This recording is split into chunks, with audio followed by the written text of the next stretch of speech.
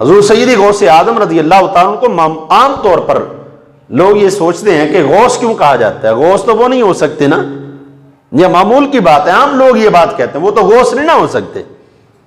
غوث تو اللہ کی ذات ہے، غوث تو پروردگار عالم ہے۔ غوث کس کو کہا جاتا ہے؟ غوث کے معنی کیا ہیں؟ غوث کے معنی ہے مددگار، غوث کے معنی ہے سازگار، کارساز، جو تمہارے لیے راہیں پیدا کرتا ہے، جو تمہارے لیے کامیابی کے راستے ہموار کرتا ہے، اس کو کہا جاتا ہے غوث۔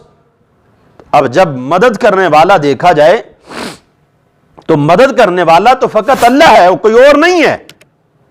یہ عام طور پر بات کی جاتی ہے کہ نہیں کی جاتی؟ اب جب مدد کرنے والا فقط اللہ ہے، میں نے اور آپ نے یہ بات سوچ لی یا پڑھ لی کہ مدد کرنے والا فقط اللہ ہے، تو پھر ہم اپنے ایمان کے اندر کمزور ہوں گے۔ کس لیے کہ مدد کرنے والا فقط اللہ نہیں بلکہ اللہ کے بندے بھی اس کی عطا سے مدد کرنے والے ہوتے ہیں، اللہ کے بندے بھی اس کی عطا سے مدد کرنے والے ہوتے ہیں۔ یہ غلط فہمی ہوتی ہے اور اکثر ذہنوں کے اندر پیدا کر دی جاتی ہے کہ نہیں جی دیکھیں جی مدد کرنے والا تو فقط اللہ ہے، اللہ کے سوا کوئی اور نہیں ہے۔ تو جس وقت اس غلط فہمی کو دور کرنے کی کوشش کریں گے تو پھر دور ہوگی، اگر نہیں کریں گے تو یہ غلط فہمی بڑھتی چلی جائے گی۔ تو اب جس وقت غوثیت کے مقام کو سمجھنا چاہیں گے تو پہلے ہمیں توحید کو سمجھنا ہوگا۔ غوثیت کے مقام کو سمجھنا چاہیں گے تو پہلے ہمیں توحید کو سمجھنا ہوگا۔ توحید کس کو کہا جاتا ہے؟ توحید کیا ہے کہ اللہ رب العزت تمام تر معاملات کے اندر کسی کا محتاج نہیں ہے۔ اللہ رب العزت کسی بھی کام کو کرنے کے لیے کسی کا محتاج، توجہ میری طرف، کسی کا محتاج نہیں ہے۔ اب اللہ رب العزت نے اگر کسی کو رزق دینا ہے تو کیا اللہ کو کسی سے پوچھنا پڑے گا؟ اللہ کسی سے پوچھنے کا محتاج ہے؟ اللہ رب العزت کسی کو رزق دینے کے لیے کسی سے پوچھنے کا محتاج نہیں ہے، کسی سے مشورہ کرنے کا محتاج نہیں ہے۔ پروردگار عالم کسی سے اجازت مانگنے کا محتاج نہیں ہے۔ اللہ رب العزت جس کو چاہے گا، جتنا چاہے گا، جب چاہے گا عطا فرما دے گا، وہ کسی کا محتاج نہیں ہے۔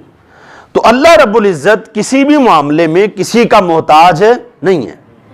تو جب اللہ رب العزت کسی کا محتاج نہیں ہے تو یہ خالق کائنات کی توحید ہے، یہ اس کی وحدانیت ہے کہ وہ اپنے معاملات کے اندر تنہا ہے، اس کا کوئی شریک نہیں ہے، وہ اپنی ذات کے اندر اکیلا ہے، کوئی دوسرا نہیں ہے۔ تو جب ہم توحید کو سمجھیں گے تو پھر ہمیں تصوف خود بخود سمجھ آتا چلا جائے گا کہ آج اگر کوئی بھی شخص کسی کی مدد کرتا ہے تو وہ ذاتی کردار کی وجہ سے نہیں کرتا، ذاتی اختیارات کی وجہ سے نہیں کرتا۔ اگر کوئی کسی کی مدد کرتا ہے تو پھر وہ اپنے ذاتی اختیارات کی بنا پر نہیں کرتا، وہ اگر کرتا ہے تو رب کی دی ہوئی طاقت سے کسی کی مدد کرتا ہے۔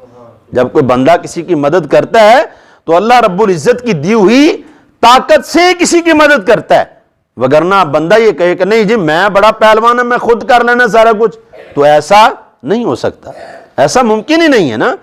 کس لیے کہ کسی بھی کام کو سر انجام دینے کے لیے ضروری یہ ہے کہ تمہارے پاس اللہ رب العزت کی عطا موجود ہو، تمہارے پاس خالق کائنات کی طرف سے کرم موجود ہو، تو پھر تم جا کر کے حقیقت کو پا سکو گے، پھر اللہ رب العزت کی توحید کو پا سکو گے، اللہ رب العزت کی معرفت کو پا سکو گے۔ تو جب تک کوئی بندہ توحید کو نہیں سمجھتا اس وقت تک وہ بندہ حقیقت کو نہیں سمجھ سکتا، اس کے لیے مجبوری ہے، وہ نہیں سمجھ پائے گا، کسی صورت میں نہیں سمجھ پائے گا۔ تو اس لیے سب سے پہلے توحید کے موضوع کو سمجھنا ہر صوفی کے لیے ضروری ہے۔